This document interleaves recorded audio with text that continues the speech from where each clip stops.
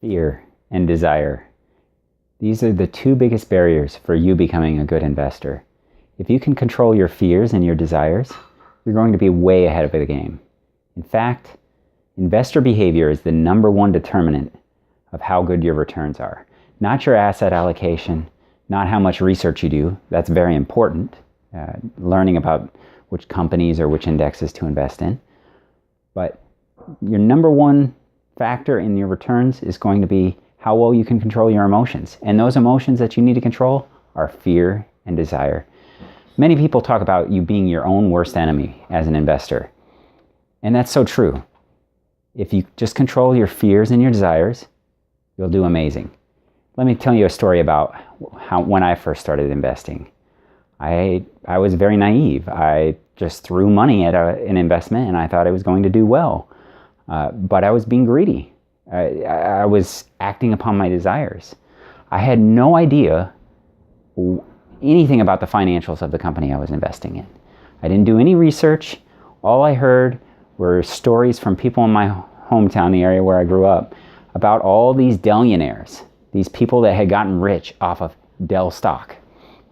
And so I thought if I just threw money at that investment, it would do well for me. And in fact, it's one of my worst investments ever. Let me tell you how it went. So on January 2001, I bought 55 shares at a price of $26 a share. And then holding it many years, it went down even more. I bought again in January 2008, and I bought 24 more shares at $21.01. I ended up holding it for 12 3/4 years when it finally went private, and I was forced to sell. I didn't even get a choice in the matter. The former CEO took the company private and basically bought up all the shares. And he did that at a price of $13.75. I knew nothing about the investment. I didn't know anything about price to earnings ratios or price to book, or didn't even look at its balance sheet, what it was earning, how much debt it had, how much cash it had on hand. Knew nothing about the company. All I knew was what I'd heard from other people. I was acting on one of these hot stock tips, and I was being greedy, just throwing money at it. I lost 43.8% over 12 3/4 years. Basically, I lost nearly 3% per year, 2.9% per year, the entire time I held that investment. It was a terrible, terrible investment. I know now that it was because I didn't do any research on it, but it's because I was not controlling my desires. I was being greedy. Now I understand you have to do your research, but you also have to control your desires and your fears. Prior to the financial crisis, which was in 2008 and 9, I learned quite a bit more about investing in stocks. And I did that because of who I was associating with. My best friend, Andrew, he got me much more interested in investing in individual stocks. And he suggested this book for me to read. It's called Buffett, The Making of an American Capitalist. It's a biography on Warren Buffett.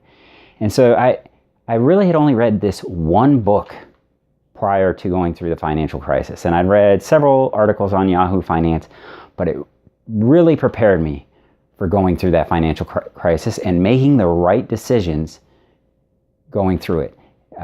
Not acting on fear, not selling what I had already bought. In fact, I bought even more shares at lower prices. How did that happen? Well, I'm very thankful for my friend Andrew and getting me interested in doing this. He really helped guide me. But reading that book made a huge difference. It allowed me to follow a mantra. What's a mantra? Well, the one that I had really known was this mantra from the story of Dune. And it is, fear is the mind killer. Fear is the little death. I used to repeat that type of mantra to myself over and over again. But in the Buffett book, Buffett has a mantra. And I'm sure many people who are investors have heard this before. It is, be fearful when others are greedy, and greedy when others are fearful. And there was a lot of fear going on in 2008. I remember in the months of June and July, and then again in September, October, November, and then even early 2009, just a ton of fear. People were like, Why would you want to own stocks? Nobody wanted to be buying at that time, and it seemed like the whole world was selling. But I was buying, and I was buying aggressively. And I took my savings all the way down to like $1,000 or $1,500. I'd have that little in cash, because each time I received a paycheck, I'd already know what I want to buy. I just kept repeating to myself, be fearful when others are greedy, and be greedy when others are fearful. And it caused me to do the right thing. If I hadn't read that book, if it had not been for the influence of Andrew, I don't know that I would have done the right things during the financial crisis. And I'm in a much better position now because I was able to just ride it out and control my fears and my desires. One way that you can control your desires is to simply desire less. In doing so, you reduce your need for material things. And when you become less dependent on needing material things, it's so much easier to be an investor.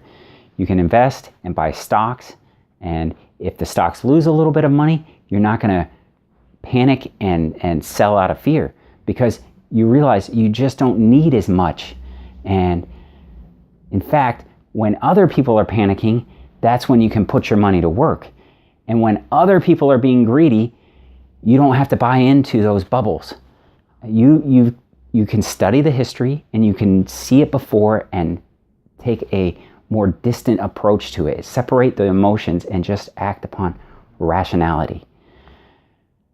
I really appreciate you taking the time to listen to me. This was Trip at Financially Possible. Please subscribe to my channel and share. There's a lot of people out there that can be helped by this. Thank you so much.